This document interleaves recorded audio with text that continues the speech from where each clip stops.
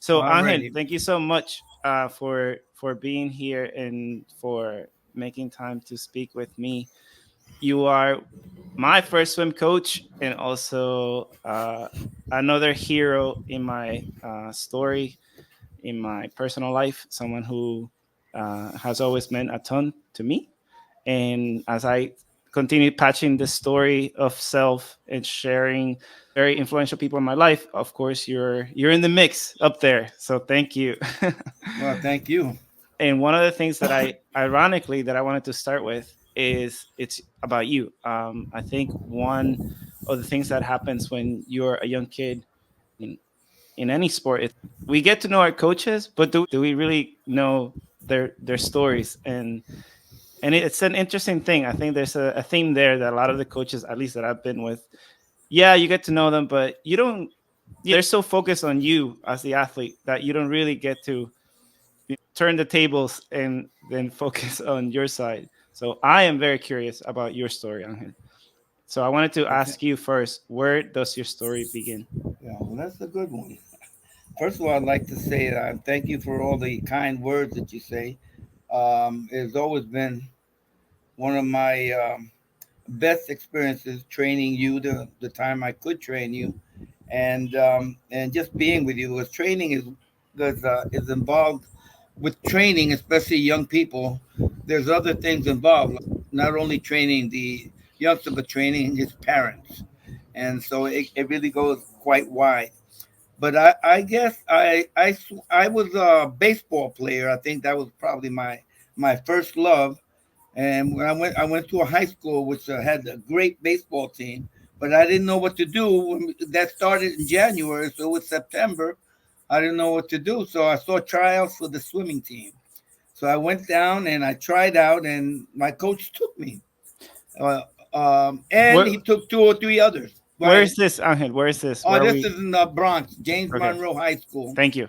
and he took me and several other people, and he cut them all during the first week except me. And I just kept going. I wasn't very good, but whenever I reached the wall, everybody was gone already. So I just kept going. And I remember he told me I was going to cut you, but you never gave me the opportunity. And I think that I loved the fact that it was to me at that time so difficult. I thought swimming was a lane sport, and I found out how difficult it really was, and I liked that, so I continued with that all the way. And I got to coach YMCA when I was in college. I went to the service. After I came back from the service, I went back to the university, and I saw a coaching opportunity in some place that was close to the university. So I went. It was a YMCA program, very good program, and I coached for 3 years there before Is I this came to in Puerto Rico. is this in the Bronx or in Puerto Rico? No, it's in it's Westchester County. Specifically, I was studying in Manhattanville College, which was Purchase, New York, and this place was in Rye, which was the neighboring one of the neighboring towns. So it was close, and I got to do that for 3 years, and that was my first coaching experience. And Puerto Rico was different. I came here, um, and I didn't know anything about any swimming going on. And I got here during a very interesting during the Pan Am Games here in '79. And one day I was walking by the Levittown. I was living in Levittown in Puerto Rico, and there was a pool there. So I went to see, and there was a team practice. And I said, "Wow, they have a swimming team here." Hmm. And so I went and I volunteered to give swimming classes. I told them about my background, and they let me do it. After a couple of weeks, they started paying me. They said, "No, you're doing a great job." And that year, there was a big hurricane came, and I started working in insurance. So I left those classes, and the hurricane came, and the coach, who was from the Dominican Republic, returned to his home because he was a great guy. Toño was his name. He stayed with his family in Santo Domingo to rebuild their home. They had suffered a lot of damages. So they called me back up, and between me and two other coaches, we worked, and then they picked me as head coach. And I was off in the federation. Angel, pregunta, a question for you. Why did you move to Puerto Rico? A woman. It's okay. Yeah, yeah, that was the main reason. I was living with her for a while in New York, and one day she got up in the morning and we're getting dressed to go to our respective jobs, putting on layers of clothes for the cold. And she said, "You know, I can't take this anymore. Every time I leave the house, I gotta get." And she left. She says, "I'm waiting for you in Puerto Rico." So a few months later, I took off. I It don't happens. regret it. It was great. I love this place. It's just so different than what people were telling me about. Well, thank you for that. Didn't mean to go that way, but it's okay. So let's fast forward then. You are back in Levittown. Is this the same pool where you taught me and me when I Yeah. grew up? Okay. Yeah. We had a swimming team there. We're part of the Federation, the Puerto Rico Swimming Federation, and which is part of the worldwide organization of FINA. Morfina. So Boom. trained there. I was there from actually 1980 till 1993. I trained there. It was in Levittown. I was working and I was an insurance adjuster. So I had to stick in morning practices and evening practices around my job. And here at that time, if you wanted to be a swimming coach, you had to have another job. There just didn't make enough money to. Yeah. I had to support being a coach. And still in Puerto Rico, in some places too. Yeah, I Yeah. think it's still like that. Yeah. Yeah. Yes.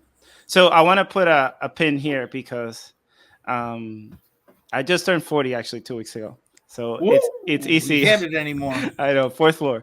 But it's easy to put some timestamps on this all these years now because we are we are a family from Cataño, right next to Levittown, and we get to Levittown in 1985. Sorry, 89, 90 ish.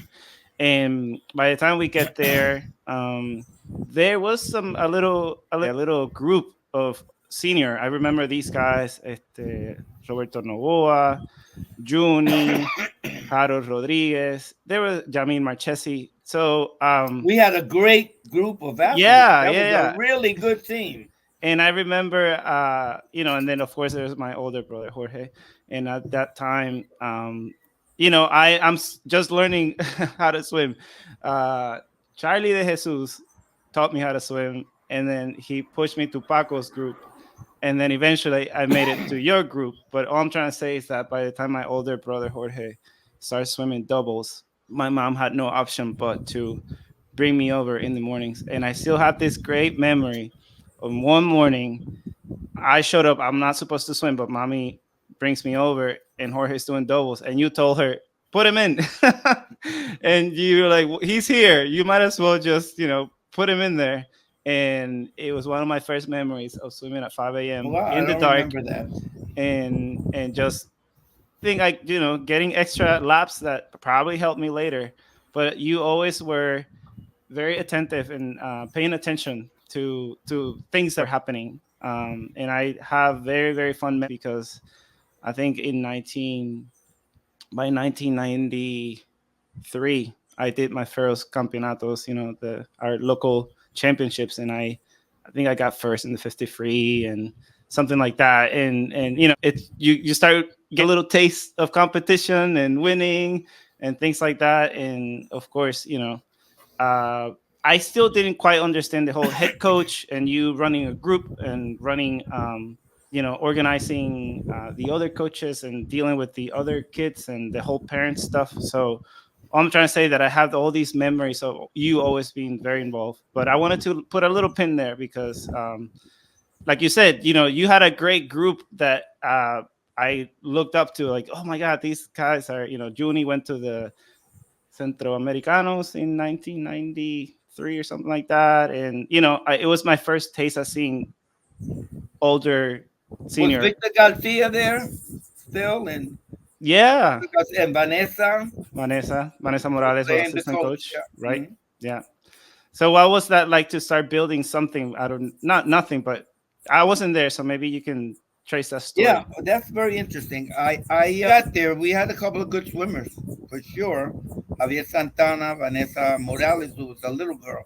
But at that time, fifth, the Caribbean Championship, um, They swam 10 and under. I had obviously 11 and 12, 13 and 14, and 15 and up. But for at least the first, at least until about 84 or 86, they had 10 and unders competing. And Vanessa made that team at 8 years old, which was very rare. I had never seen it. So we had a really small group of very good swimmers, but we had a lot of kids coming in. And it just developed. It was just really great. They kept coming in. Then we started getting kids who from other pools. We didn't recruit them; they just showed up, and so we worked with them. And we came second in the championship, and because Round Hill was like coming in second was like winning. Yeah, right. They were like Yeah, yeah, unbelievable because they had unbelievable coaches. They're yeah. just great people.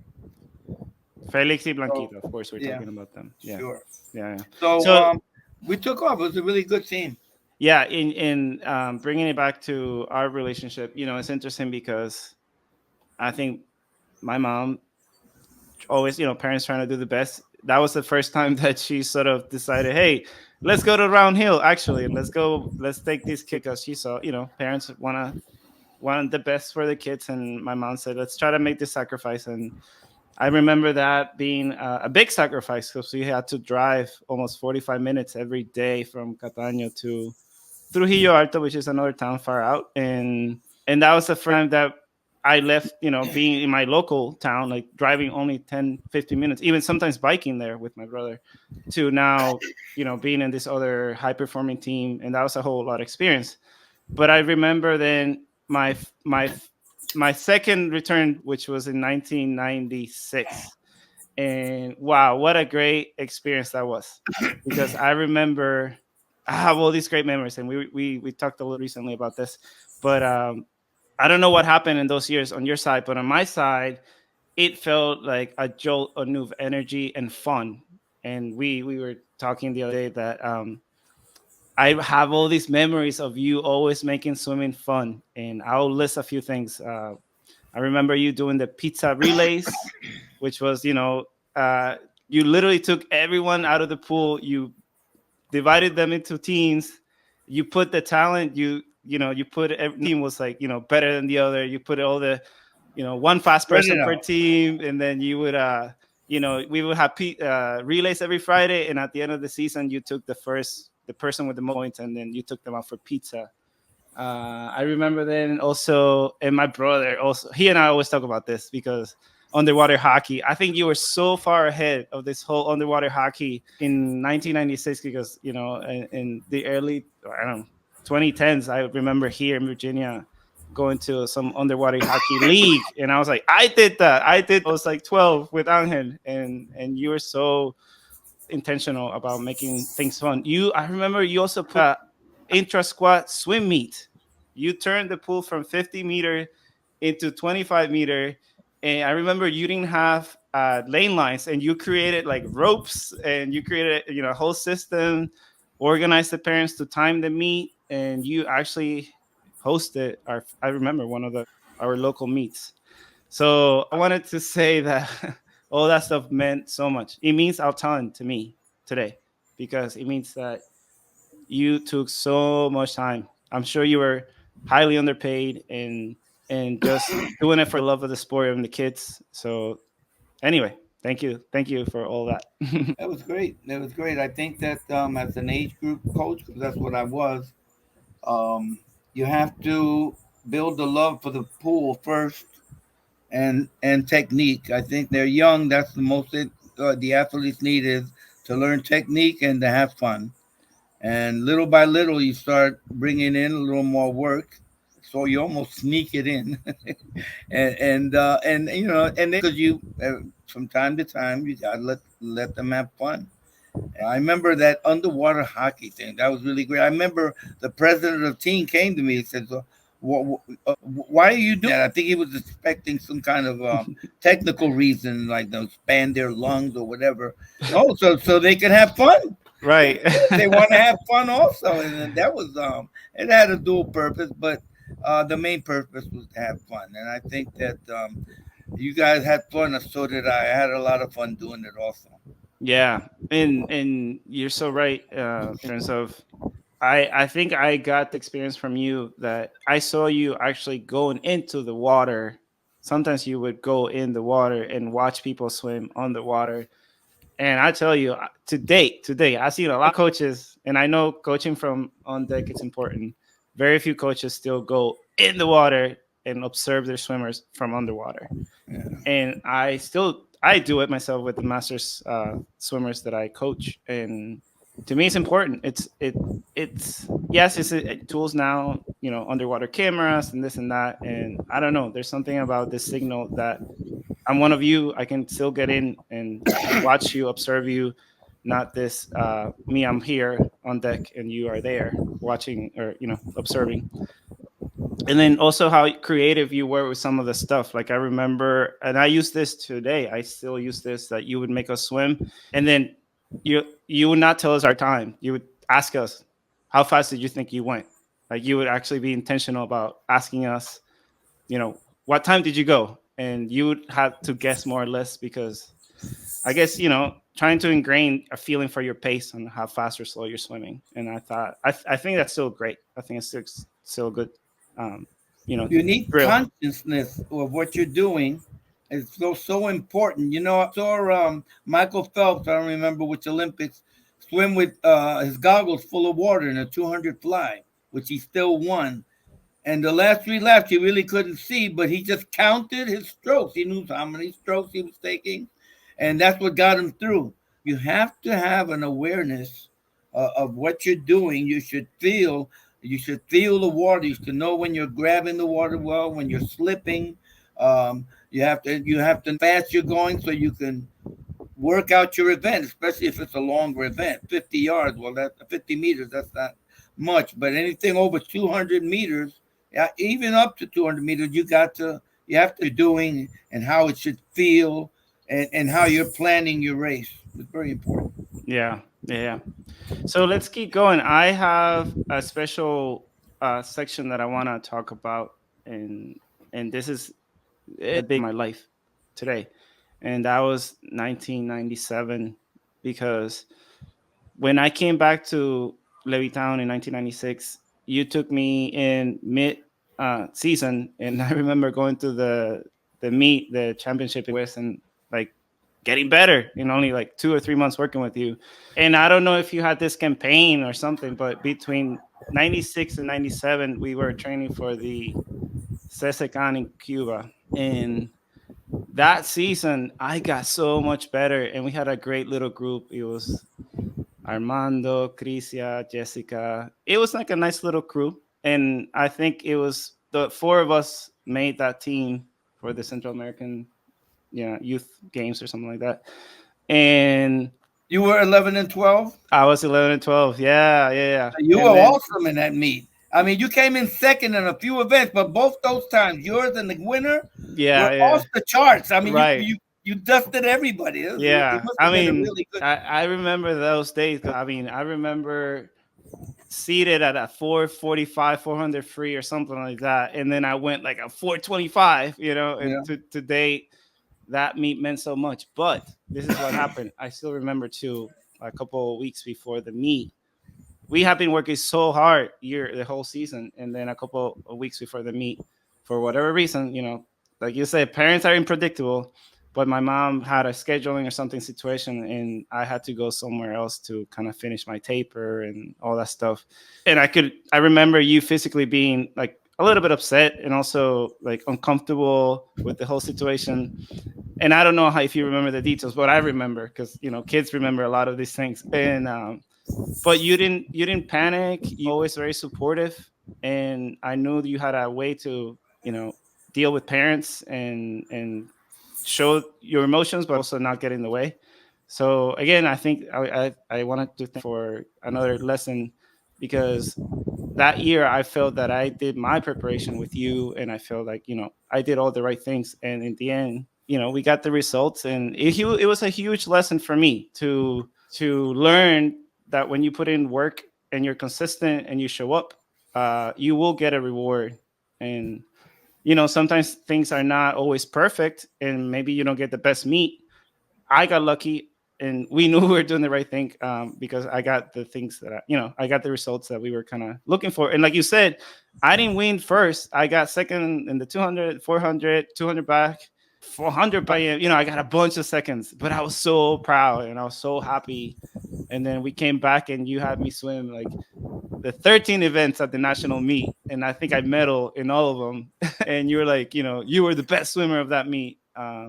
Even though the seniors get the points for most valuable or whatnot. And anyway, so that year, for whatever reason, still sticks in my head. And Well, so for thank you. obvious reasons, that was a great year. You did really, really good job. You Yeah, know, it all starts with the two things that had. Well, you have more than two things, but uh, you had the discipline, which is something that not everybody has, obviously, and you had the right attitude. You know, sometimes you can't. You know, attitude may not be the most important thing in life, but it's right up there with oxygen, man. It's really important, and you had it. That was great. thank you. I think coach now. I think that it's interesting. You hear a lot of the great coaches always start with the technical stuff, and they're very particular about nailing the basics and all that stuff. And as a coach, as you grow older or more experienced, then you become more a philosopher, I guess. And then you go into more mindset and attitude and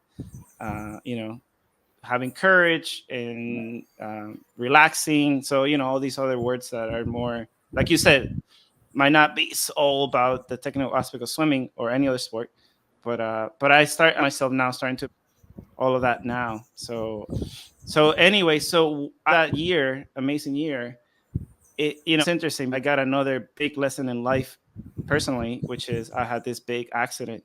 I was in a cart and I crashed into a tree and I broke my foot and I broke my ankle.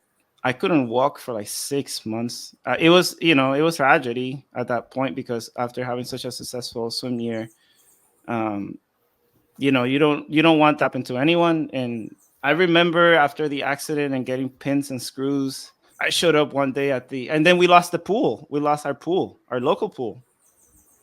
We were swimming in this other pool in El Calcaño in Bayamon, and we were swimming late. I think practice we were like at 7 something, and we swam 7 to 9. That was our block or something like that. And I remember showing up to the pool with a walker and just starting from weight zero. But I say all that because you did so much for me to get me back on track. I think any young kid could have easily walked away, not care anymore, think that, oh, this is over.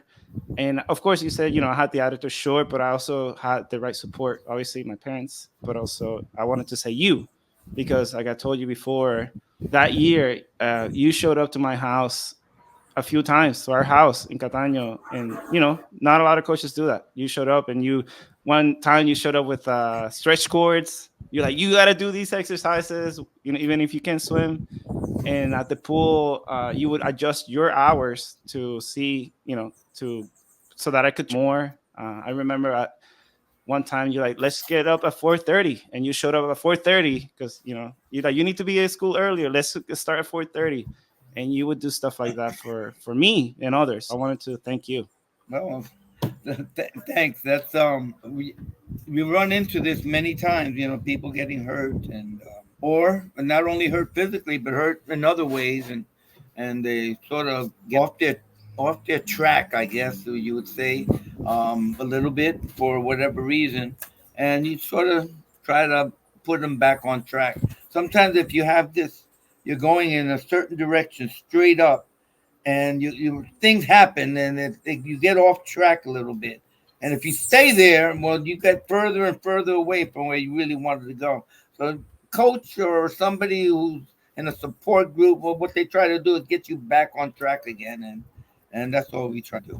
Well, I think you had great instincts then, and I know that I'm not the only one. So thank you. And one more personal question for you, which I missed to say before.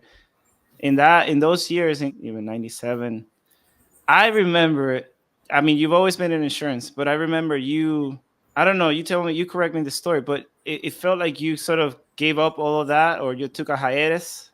And I remember you were, you would bike to practice.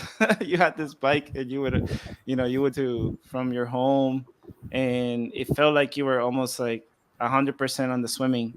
And again, I don't know the details because as kids we remember things differently, but to me it meant so much again that someone like you who we knew had another professional career suddenly was committed to us in many other ways for you know kids in a little town, random little town. And I don't know, was that the case? Like, what was that for Yeah, you? that's exactly the case. I was working for, and first of all, I got divorced, and that is always something, right? That has probably we had no kids, so that was the easy one. And the split was great because I just let her have everything. I didn't have that much anyway, so that wasn't a problem. But it did change my life. Then later on, I started to work for myself, but I had an accident and I totaled my car, and I decided to bicycle there everywhere, and I would do that, and every once in a while I would have somebody would hire me to go see some. I was a claims adjuster, but basically I wasn't working. So I'd show up in the pool early in the morning, 9:30. I'd work till 12 on just administrative things and making practices and doing that stuff where you told me about, where I would write up the results of the meet and always a comment on each person who swam that meet. And this is all the stuff I did there. I would come back about 2 o'clock and then I would swim myself. I started swimming masters and I would come and train, and then I would train you guys. So I was at the pool of many hours during the day. And I was at that time. Later on, then I got back into the professional side and I retired from swimming. They closed. What happened was that when I left Levittown, left Pacagua, I was retired, and I was had a little girl who was our, and I would take her to the pool. And one day they saw me in the stands and said, "What are you doing up there? Come down here." And they got me back involved in the coaching part. And then their head coach, who was a polo guy, they did polo also. He quit, and then I became the head coach at Caguas. And we went to our first meet. I remember we won the meet. It was like Novicio Prepa, and they had never won a meet, so that was a big thing. I had to keep them from jumping in the pool because I learned from Felix and Blanquita, you celebrate in your pool.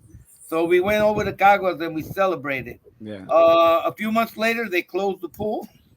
I was built. We had a really good group, and then we had to commute to different pools, and I little by little I lost the kids.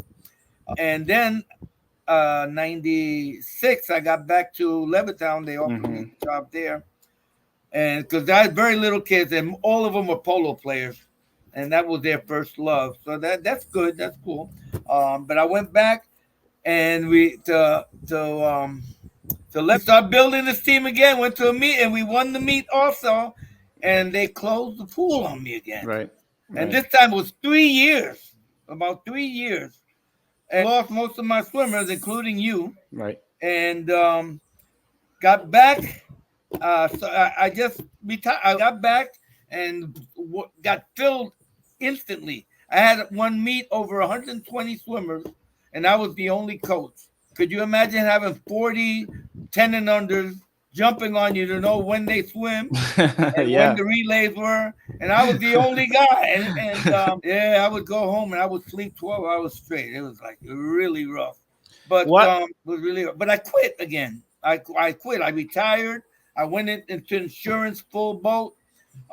And the same thing happened. One day I was taking these classes in the university, and I went to the where the practice was. I know they had a team there, and one of the parents who knew me came and started talking to me. So, don't you want to go again? I said, well, I was sort of thinking about it, and sure enough, they interviewed me, and I started working there. So I got back in again Yeah. until 2014 when I Yeah. hung them up. You said that the back and forth of the pool situation.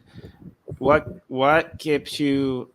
There's got to be something that kept you coming back to the sport. And I wanted to ask you, Has it always been the sport swimming? Has it been working with the kids? What is that cue wanting to come back for one more time? Well, I say it was definitely both. One thing I knew from 1990. Let me see, 3 or 4 when I got divorced, 93, 94. I'm no good by myself.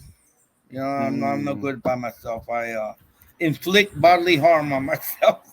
You know, and the one thing that always kept me going was the swimming and working with athletes. That was the one constant. If it wasn't for that, I would have been off somewhere else or hmm doing, I don't know what would happen, but it wouldn't have been good. But the swimming kept me in it, and I always appreciated that. And I appreciate sports. Everything I've ever done in my life that has to do with sports, I had people sometimes come and say, "Why do you try so hard?" Well, I don't know any other way. They just I didn't know any other way. If I'm going in with the kids, I want to beat them. You know, I want to swim in a short segment or something. I'm competitive in sports, but it's more that I just don't know how to do something halfway. It's got to be like full boat. Yeah, yeah.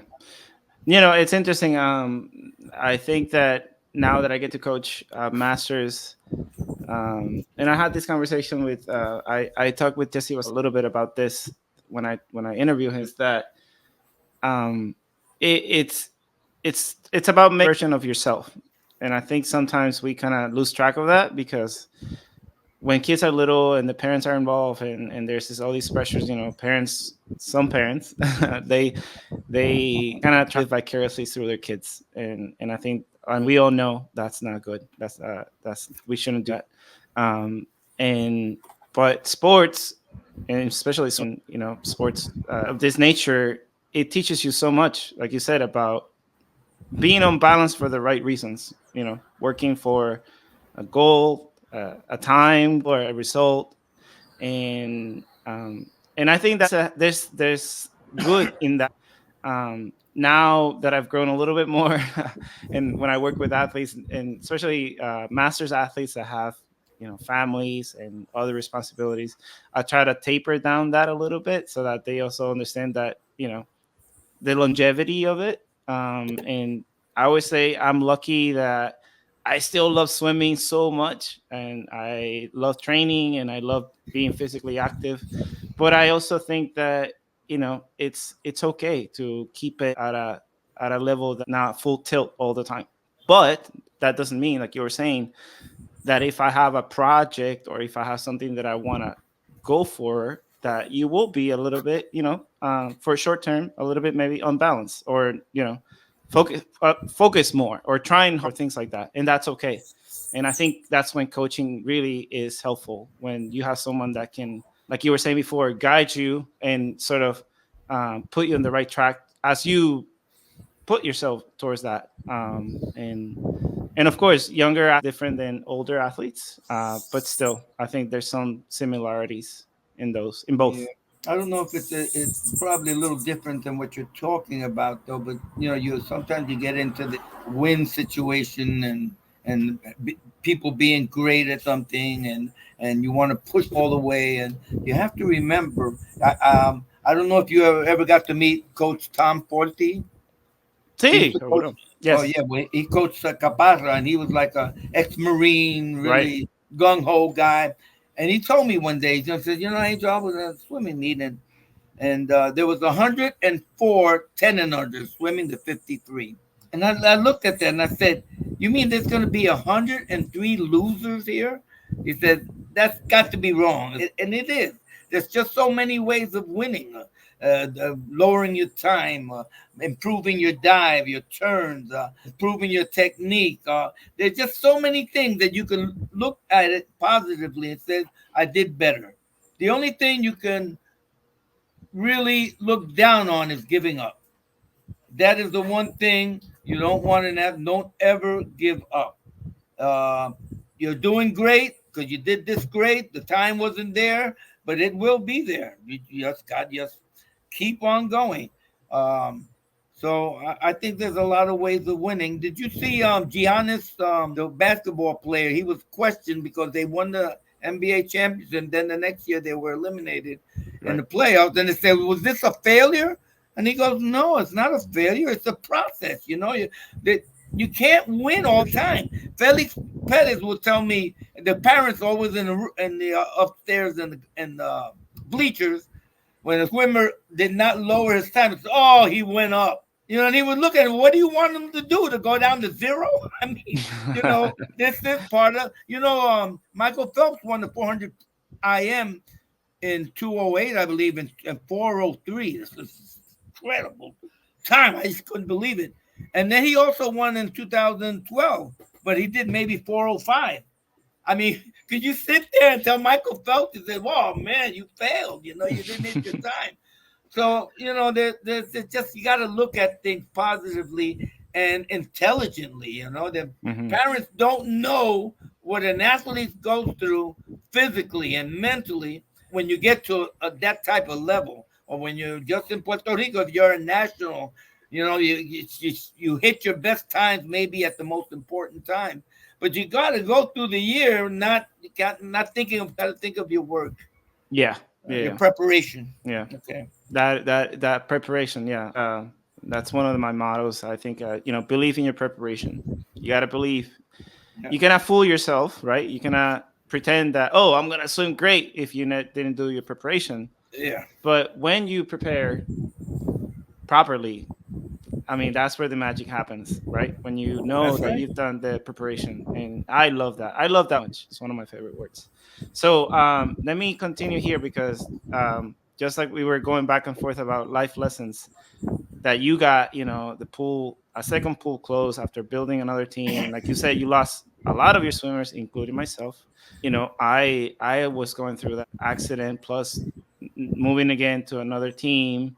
And I did stay in sport, and between moving from that team and graduating from high school, and I was very young. I was a year ahead of my peers because I got skipped in school and whatnot. So I was on track to make decisions post high school swimming, and I managed to go to college, a good college, and I managed to swim in college and survive the the grueling 4 years of college. And I was sharing with you that I was not I and I've been very folks and honest about my collegiate years because I by the most part it was rough. I did not enjoy as much as I think I should have.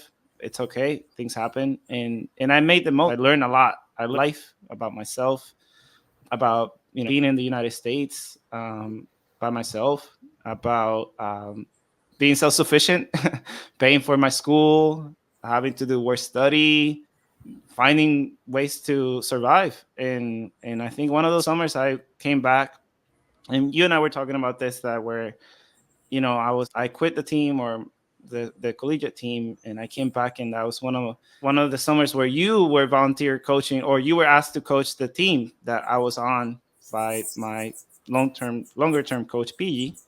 And I told you that it was like we were reunited for that summer, and it was awesome. I loved that summer so much because it was kind of like going back to you when I was young, like in the 90s, because again, you kept it fun. We only had like 2 lanes, and you did so much with 2 lanes, like in that little the pool in Santurce, and I had one of the most memorable summer swimmings of my career. I had great swims on paper, but also I had great memories of just enjoying and showing up and wanting to show up every every day at the pool. And there were people that were much slower than me and little kids, and I feel like I was the senior, and you would always pick on me, and like Arsenio Lopez would show up, Alex, we had like Ashley Parks was there, and you're like, okay, you three, you still need to swim, kind of thing, even though we were kind of in different levels, and you had that gift of aligning people together, regardless of their skill set. So I think that's another lesson that I learned. Okay. Yeah. Well, it's really great hitting stuff, and reliving these memories is really good. Um, there's just there's a call of deck etiquette. There's ways you work on the pool deck.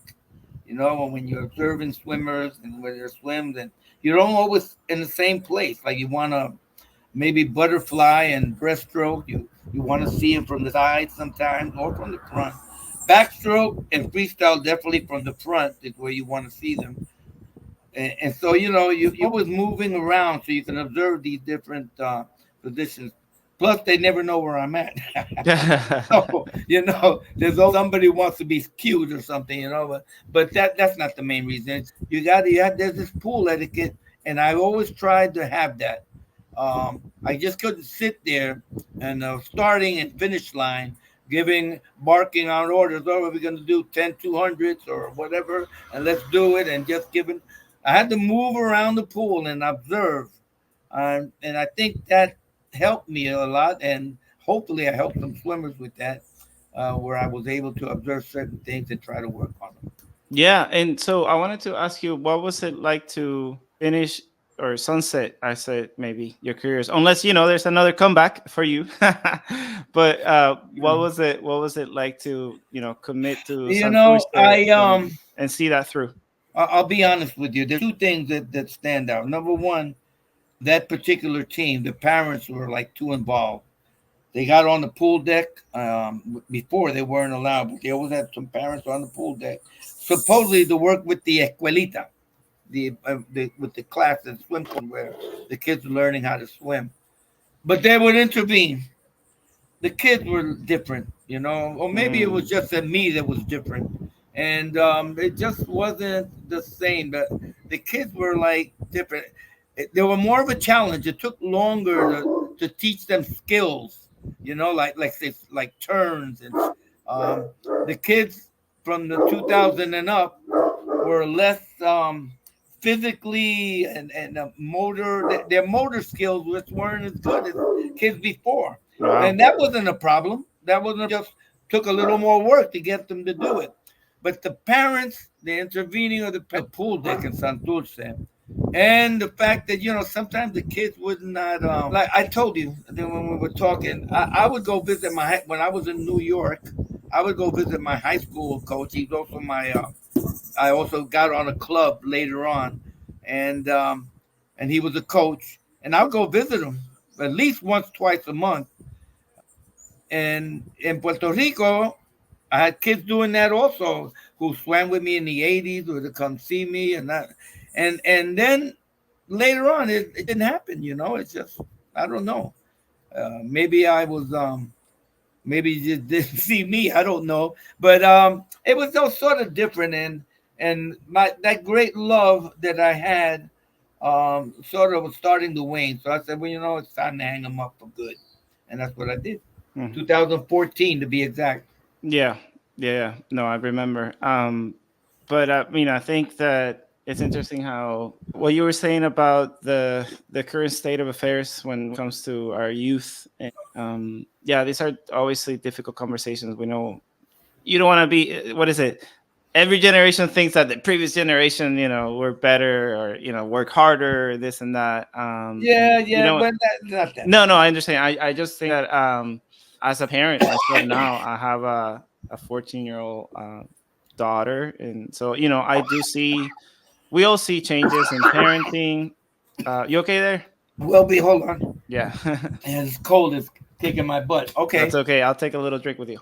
That yeah, we see changes, cultural changes. You know, the myself for example, like the Brian that grew up in Puerto Rico, Cataño, particularly with a single mom, a grandma, and however they decided and cope to raise us, my brothers and I, very different, right? Than me. I just what I was trying to say is that it's very different.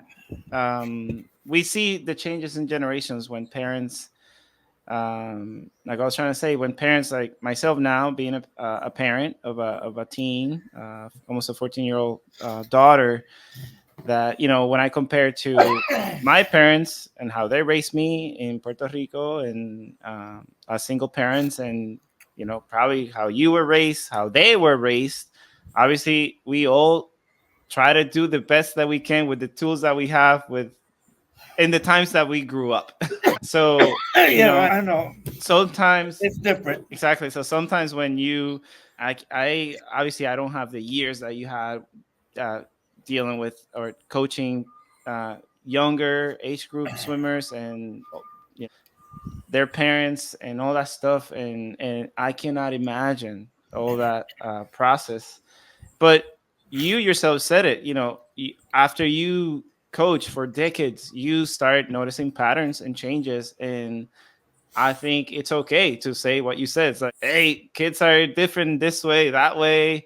I mean, I remember, the advent of video games and going swim meets where you were playing board games and singing things and playing games, to like, oh, now there's Game Boys and video games. And like, now the kids are distracted with screens somehow, a little bit different. And so I can imagine now even more of that, since Yeah. it's When so I you was a kid, playing was going outside. It had to right, be outside. Couldn't play inside. right, And right, now you play inside. You don't play outside. right. So the reversed. But all that to say that it's kind of interesting because the sport is also faster, right? So there are some kids that are uber specialized, and there are more kids specializing even younger and younger, and so by default, and advances in technology and in technique and all that stuff. But at the same time, it's almost like when I see the sport of triathlon now that I'm more involved in triathlon, that we have a lot of big races and a lot of enthusiasm for some key big races because everyone wants to go there. Everyone wants to go to Ironman Kona and do the world championships and go to Hawaii and do that stuff. But then, at the cost of what? And sometimes it comes at the cost of a longer term, the longevity of the sport, the longevity of yourself as an athlete, because you went all in too early on one thing and you kind of miss the bigger picture.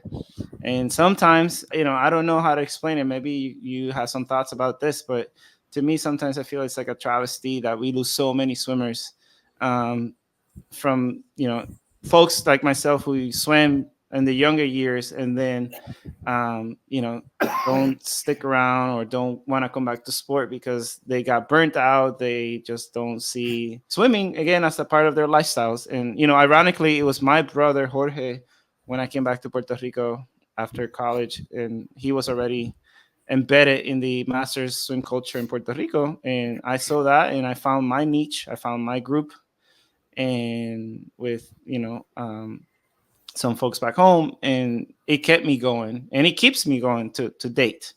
So yeah, I don't know if you had any thoughts The there. when parents bring the kids to the pool, first they generally learn how to swim. Once they learn how to swim and they see there's activity going on and kids training and learning, and then they might enroll them. Okay, when I would finish the season, I would just give up shop on these on the senior swimmers, give them to assistant coaches, and I would actually go in the water with the pre equipo because I wanted to sign up as many new kids as I could. It's Mm. good for the team and it's good for me. And I would maybe in the summer I did 30 kids out of nowhere. We signed them with the federation. They start competing. At that time, this is what's important. It's just, the parents have to know that this is a time consuming thing, which they don't realize it in the beginning, no matter how much you explain it to them. And then when they see it's so time consuming, sometimes they don't give the same support to the kids. When they start, when they jump on little kids, they jump out of the car. They already got their goggles on and their caps and everything. Right. And then later on, you see them drag into the pool before workout. Well, that is a whole process that goes on, and it's not only the athlete; it's the parents. Sometimes, oh, you got to meet this weekend. Oh, you got to swim relays. It's like that type of all that adds Hmm. up. Yeah, they see that lack of enthusiasm that was once there, and that's why it's so important to really work with the kids and try to have them have fun and try different things other than just going back and forth in the pool. Remember, you got to swim with Haiti Venegas, breaststroker. Mm-mm. Haiti, no, okay. Well, Haiti was a really good breaststroker, um, and she's a very intelligent girl. She's a really fierce student like you were. And she one day she was working. She just got out of the pool and sat in the bleachers. So I walked over to her and said, "What's going on?" She goes, "This is crazy. Back and forth and back and forth and back and forth and back and forth." You know, well, listen, get dressed and then and I went to visit her at the house. I said, "Listen, just take a few days off and gonna come back." And we got her back in the pool again. She was swimming okay. But sometimes you people have brains. You're thinking things out and you're saying, "Wow, well, this is kind of crazy life." So I understand. A lot of them probably are not as demonstrative as she was, and but they feel it and then they just leave. Mm, I'm not doing this anymore, yeah. and then there's the success level. There's two things here. There's a kid who's really good talent wise, but maybe doesn't work that hard, and he's in the beginning he kills everybody, and then when he starts moving up and he starts finding people who are good and who do work, and he can't beat them, he gets frustrated. Right. All right, Right. and Right. then there's the kid who never does well, and so you have to find things for him and make him feel welcome, because if not, he's gonna go right through the cracks.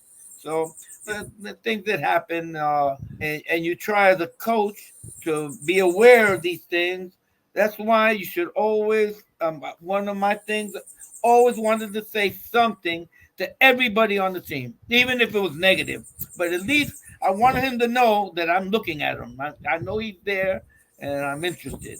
Yeah. And I think that's important. I think that it's probably one of the best traits or one of the best things of all the of coaching and of at least my experience, the coaches that I've been through, that those are the coaches that pay attention, like you said, to everyone, regardless of their talent, their ability, because you just never know what what they're listening to, that how much they're gonna listen to in that moment, and how How good they can become. or that exactly. They're Thank you. late bloomers. Right, right.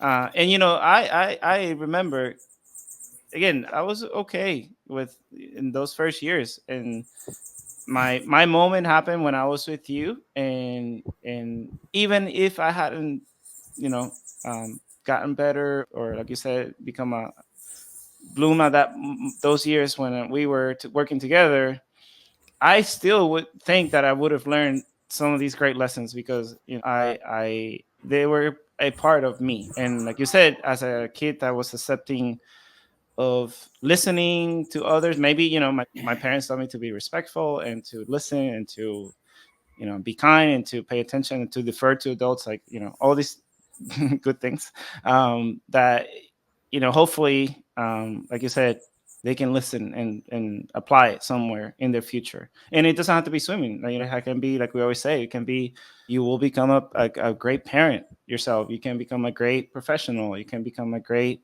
educator or another coach or later, but yeah, I think it's very important to Listen, I look like around. that you said that. Listen, I don't know about coaching now, but I imagine this is a big problem. Yes. Oh boy, this wasn't a problem in the 80s and 90s. In 2000, it still wasn't a problem. Their kids were starting to have their own phones. But I can't imagine now, Yeah. having team meetings or something, these things with the phone. Wow. It's just something else. That's Yeah. one thing, I have three kids. They're not my kids, they're my wife's kids.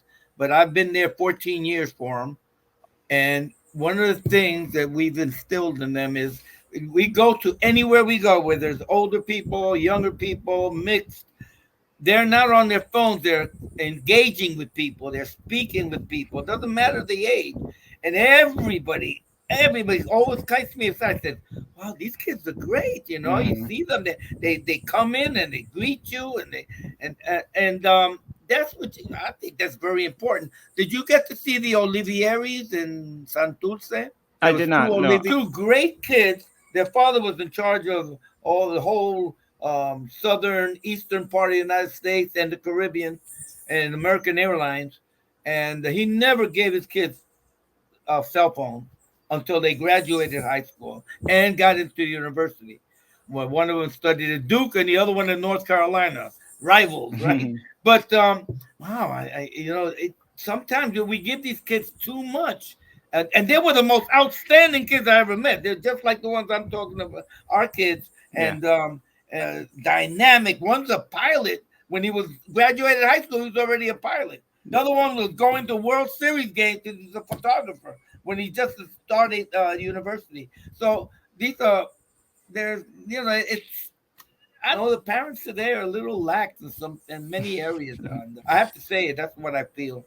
Well, let's try to end this on a positive note and Okay. say that it's okay. I think we acknowledge what's happening, and we want to make sure that, like you said, at least we acknowledge that, hey, these are things that are affecting our kids or that we should be mindful of.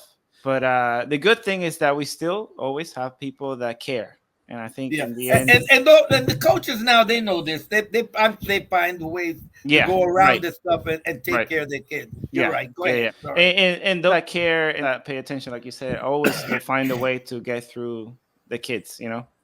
and Yeah. by default to Yes. the parents because, Yeah. the kids do have a lot of influence with their parents too.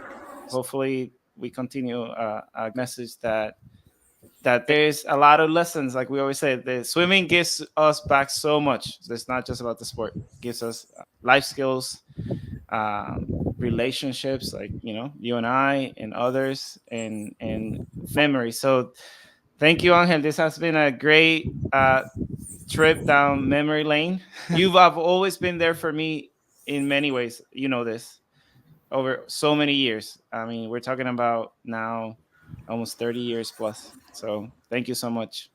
I appreciate it. Well, and I thank you. This is a great opportunity. It made me feel important You are to important. want to do that. and and I really thank you. I wish you all the best. I think that I always expect the best from you because you always strive to be the best. So you keep up your good work in your life and with your family, and I'll do the same here. Sounds good. Take care, Okay. Angel. Be All well. right. So long. Bye. Bye bye.